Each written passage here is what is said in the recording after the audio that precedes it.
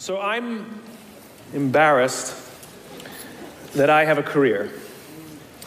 I talk about things like trust and cooperation, and there should be no demand for my work. But the fact of the matter is there is demand for my work, which means that there's an opportunity. It means that trust and cooperation are not yet standard in our organizations, and yet they should be, and we know that, which is why we're looking for ways to bring those things to our organizations. So I thought I would do something a little different today. You know, when you're speaking to tens of thousands of people and you have the opportunity to share a message, of course, most rational people would say, let's go with something I've talked about lots of times and I'm really good at, but I'm not normal, so I'm going to do something completely new, and I hope this works out. There are two things that I think that great leaders need to have: empathy and perspective. And I think these things are very often forgotten. Leaders are so often so concerned about their status or their position in an organization, they actually forget their real job. And the real job of a leader is not about being in charge, it's about taking care of those in our charge. And I don't think people realize this, and I don't think people train for this. When we're junior, our only responsibility is to be good at our jobs. That's all we really have to do. And some people actually go get advanced educations so that they can be really good at their jobs, accountants or whatever, right? And you show up and you work hard, and the company will give us tons and tons of training how to do our jobs. They'll show us how to use the software. They'll send us away for a few days to get trained in whatever it is that we're doing for the company. And then they expect us to go be good at our jobs. And that's what we do. We work very hard. And if you're good at your job, they'll promote you. And at some point, you'll get promoted to a position where we're now responsible for the people who do the job we used to do, but nobody shows us how to do that. And that's why we get managers and not leaders. Because the reason our managers are micromanaging us is because they actually do know how to do the job better than us. That's what got them promoted. Really what we have to do is go through a transition. Some people make it quickly, some people make it slowly, and unfortunately some people will never make that transition at all. Which is we have to go through this transition of being responsible for the job and then turning into somebody who's now responsible for the people who are responsible for the job. And as I said before, one of the great things that is lacking in most of our companies is that they are not teaching us how to lead. And leadership is a skill like any other. It is a practicable, learnable skill. And it is something that you work on. It's like a muscle. If you practice it all the days, you will get good at it and you will become a strong leader. If you stop practicing, you will become a weak leader. Like parenting, everyone has the capacity to be a parent. Doesn't mean everybody wants to be a parent, and doesn't mean everybody should be a parent. Leadership is the same. We all have the capacity to be a leader. Doesn't mean everybody should be a leader, and it doesn't mean everybody wants to be a leader. And the reason is because it comes at great personal sacrifice. Remember, you're not in charge, you're responsible for those in your charge. That means things like when everything goes right, you have to give away all the credit. And when everything goes wrong, you have to take all the responsibility. That sucks, right? It's things like staying late to show somebody what to do. It's things like when something does actually break, when something goes wrong, instead of yelling and screaming and taking over, you say, try again. When the overwhelming pressures are not on them, the overwhelming pressures are on us. At the end of the day, great leaders are not responsible for the job. They're responsible for the people who are responsible for the job. They're not even responsible for the results. I love talking to CEOs and say, what's your priority? And they put their hands on their hips all proudly and say, my priority is my customer. I'm like, really? You haven't talked to a customer in 15 years. There's no CEO on the planet responsible for the customer. They're just not. They're responsible for the people who are responsible for the people who are responsible for the customer. I'll tell you a true story. A few months ago, I stayed at the Four Seasons in Las Vegas. It is a wonderful hotel. And the reason it's a wonderful hotel is not because of the fancy beds. Any hotel can go and buy a fancy bed. The reason it's a wonderful hotel is because of the people who work there.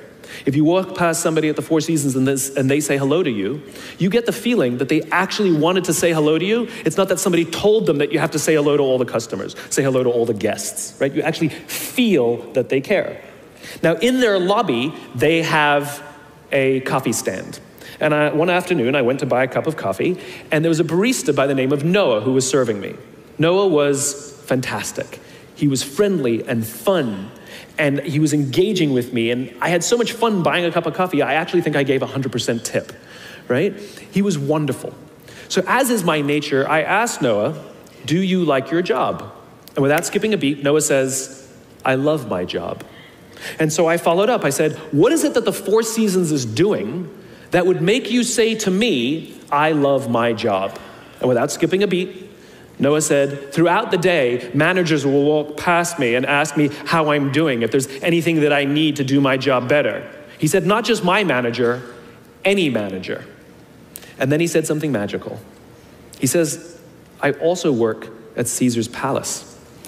And at Caesar's palace, the managers are trying to make sure we're doing everything right. They catch us when we do things wrong. He says, when I go to work there, I like to keep my head under the radar and just get through the day so I can get my paycheck.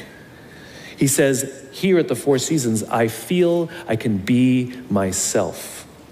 Same person, entirely different experience from the customer who will engage with Noah. So we in leadership are always criticizing the people. We're always saying, we've got to get the right people on the bus. I've got to fill my team. I've got to get the right people. But the reality is, it's not the people. It's the leadership. If we create the right environment, we will get people like Noah at the Four Seasons. If we create the wrong environment, we will get people like Noah at Caesar's palace. It's not the people. And yet we're so quick to hire and fire. You can't hire and fire your children. If your kids are struggling, we don't say, you got to see at school, you're up for adoption. So why is it that when somebody has performance problems at work, why is it that our instinct is to say, you're out? We do not practice empathy. What does empathy look like? Here's the lack of empathy. This is normal in our business world. You walk into someone's office, someone walks into our office and says, your numbers have been down for the third quarter in a row. You have to pick up your numbers, otherwise I can't guarantee what the future will look like. How inspired do you think that person is to come to work the next day? Here's what empathy looks like. You walk into someone's office, someone walks into your office and says, your numbers are down for the third quarter in a row. Are you okay? I'm worried about you. What's going on? We all have performance issues. Maybe someone's kid is sick. Maybe they're having problems in their marriage. Maybe one of their parents is dying. We don't know what's going on in their lives. And of course it will affect performance at work. Empathy is being concerned about the human being, not just their output. We have, for some reason, our work world has changed over the past 20 and 30 years. We are suffering the side effects of business theories left over from the 80s and 90s. And they are bad for people, and they are bad for business. Let me give you an example. The concept of shareholder supremacy was a theory proposed in the late 1970s. It was popularized in the 80s and 90s. It is now standard form today. You talk to any public company and you ask them their priority and they say maximize shareholder value. Really? That's like a coach prioritizing the needs of the fans over the needs of the players. How are you going to build a winning team with that model? But that's normal today. We don't even perceive it as broken or damaged or wrong or outdated. Remember, the 80s and 90s were boom years with relative peace and a kinder, gentler Cold War. Nobody was practicing hiding under their desks in school anymore. We are no longer in those times. These are no longer boom years. These are no longer peaceful times, and those models cannot work today. Here's another one. Mass layoffs. Using someone's livelihood to balance the books, right? It's so normal in America today that we don't even understand how broken and how damaging it is, not only to human beings, but to business. You know, companies talk about how they want to build trust and cooperation, and they announce a round of layoffs. Do you know the quickest way to destroy trust and destroy cooperation in a business, literally in one day? Lay people off, and everyone gets scared. Right? Can you imagine sending someone home to say, honey, I can no longer provide for our family because the company missed its arbitrary projections this year? And forget about the people who lost their job. Think about the people who kept their jobs. Because every single decision a company makes is a piece of communication. And the company has just communicated to everybody else, this is not a meritocracy. We don't care how hard you work or how long you've worked here. If we miss our numbers and you happen to fall on the wrong side of the spreadsheet, I'm sorry, we cannot guarantee employment. In other words, we come to work every day afraid. And we're asking our youngest generation to work in environments where how would any of us ever stand up and admit, I made a mistake? We're constantly being told, you have to be vulnerable. Leaders are vulnerable. What does that even mean? It doesn't mean you walk around crying, I'm vulnerable, right? No, what vulnerability means is you create an environment in which someone feels safe enough to raise their hand and said, I don't know what I'm doing. You've given me a job and I haven't been trained to do it. I need help. I made a mistake. I screwed something up. I'm scared. I'm worried. All of these things no one would ever admit inside a company because it puts a target on your head in case there's another round. And so we keep it to ourselves. And how can a company ever do well if nobody's ever willing to admit they made a mistake, that's scared, or they don't know what they're doing? And so we've literally created cultures in which every single day everybody comes to work and lies, hides, and fakes.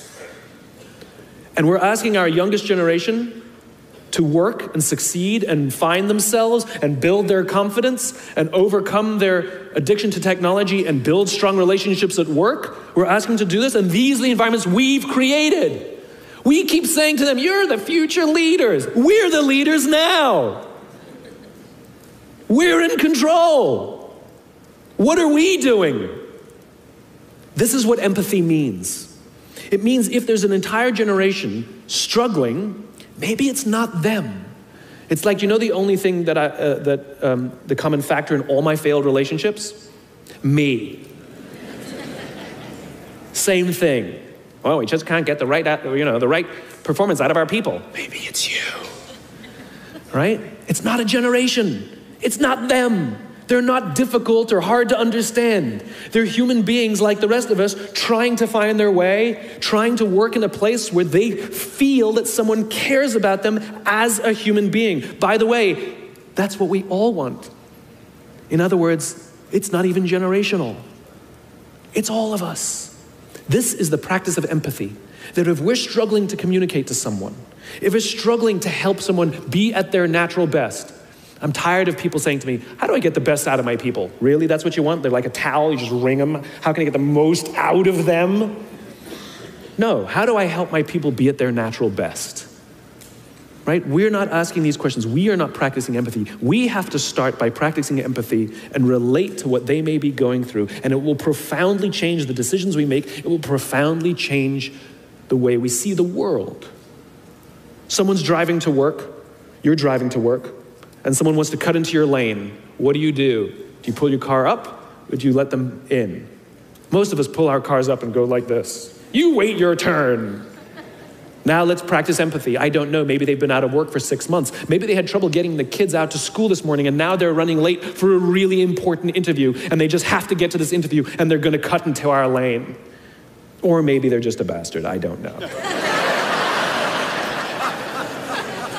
But that's the point. We don't know. We don't know. And the practice of empathy will say, I'll let them in, and I'll arrive to work 1 car length late. Right? We don't always have to be right. We don't always have to be in charge. We don't always have to be the one who succeeds. It's not about winning or losing. And that's where I go to the second point.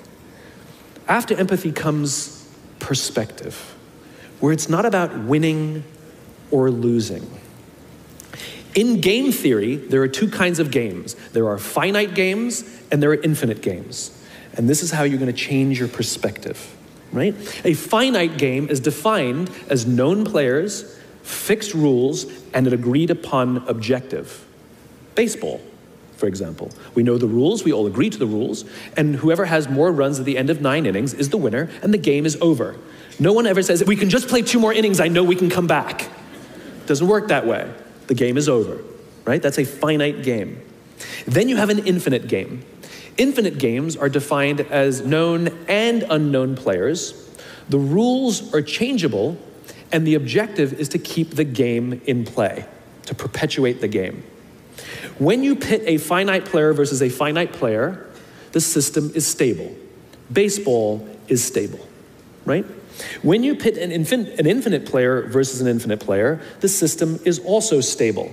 Like the Cold War, for example, because there cannot be a winner and a loser. There are no winners and losers in an infinite game, right? It doesn't exist.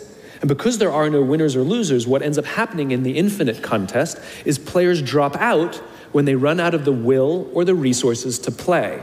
But there's no winners or losers. Problems arise when you pit a finite player versus an infinite player, because a finite player is playing to win, and an infinite player is playing to keep the game going, right? This is what happened to us in Vietnam. We were playing to win, and the Vietnamese were fighting for their lives. We were the ones who got stuck in quagmire. This is the Soviet Union and Afghanistan. They were trying to beat the Mujahideen, and the Mujahideen would fight for as long as is necessary. Quagmire. Now let's look at business. The game of business has pre-existed or has existed long before every single company that exists on this planet today. And it will outlast every single company that exists on this planet today. There's no winning the game of business. And the reason is because we haven't agreed to the rules. I get such a kick out of this. You realize how many companies actually don't know the game they're in, right? Listen to the language that the companies use. We're trying to beat our competition. We're trying to be number one. Did you know that we were ranked number one? Look at the listing. Based on what criteria? Revenues, profits, market share, square footage, number of employees. Based on what time frame? A quarter, a year, 5 years, 10 years, 20 years, 50 years, 100 years? I haven't agreed to those standards. How can you declare yourself the winner? How can you declare yourself number one where no one else in the game has agreed to the rules? It's arbitrary. There is no winning because there's no end. In other words, companies are playing finite games. Listen to their language. They're trying to beat their competition. What does that even mean?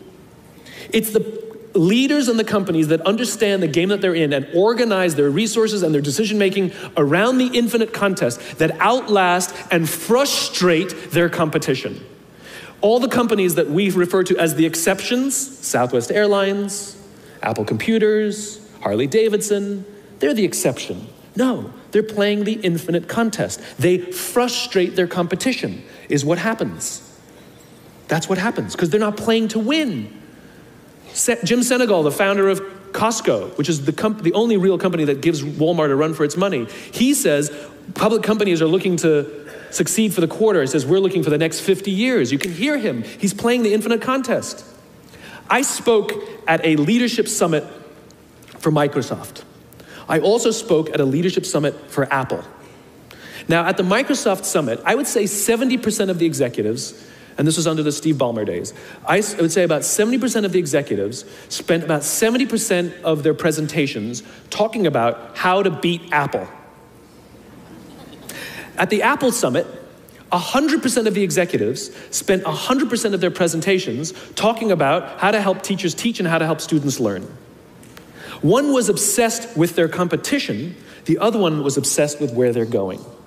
So at the end of my presentation at Microsoft, they gave me a gift. They gave me the new Zune, which was the competitor to the iPod Touch when it was a thing, right? And I have to tell you, this piece of technology was spectacular. It was beautiful. The user interface was incredible. The design was amazing. It was intuitive. It was one of the most beautiful, elegant pieces of technology I'd ever seen. Right? Now, it didn't work with iTunes, which is an entirely different problem. I couldn't use it. But that's something else. I'm sitting in the back of a taxi with a senior Apple executive, sort of employee number 12 kind of guy, and I decide to stir the pot. And I turn to him and I say, you know, I spoke at a Microsoft summit, and they gave me their new Zune, and I have to tell you, it is so much better than your iPod Touch. And he turned to me and said, I have no doubt. Conversation over.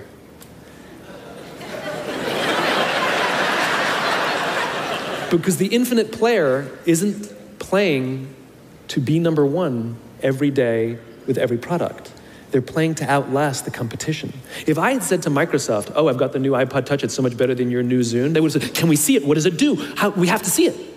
Because one is obsessed with their competition, the other is obsessed with why they do what they do, the other is obsessed with where they're going.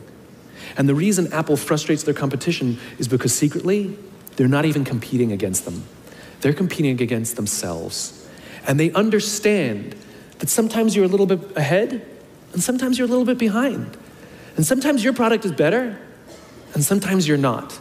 But if you wake up every single morning and compete against yourself, how do I make our products better than they were yesterday? How do I take care of our customers better than we did yesterday? How do we advance our cause more efficiently, more productively than we did yesterday? How do we find new solutions to advance our calling, our cause, our purpose, our belief, our why every single day? What you'll find is over time, you will probably be ahead more often. Those who play the infinite game understand it's not about the battle, it's about the war. And they don't play to win every day. And they frustrate their competition until their competition drops out of the game. Every single bankruptcy, almost every merger and acquisition is basically a company saying we no longer have the will or the resources to continue to play, and we have no choice to either drop out of the game or merge our resources with another player so that we can stay in the game. That's what that is. And if you think about the number of bankruptcies and mergers and acquisitions, it's kind of proof that most companies don't even know the game they're in. You want to be a great leader, start with empathy. You want to be a great leader, change your perspective and play the game you're actually playing.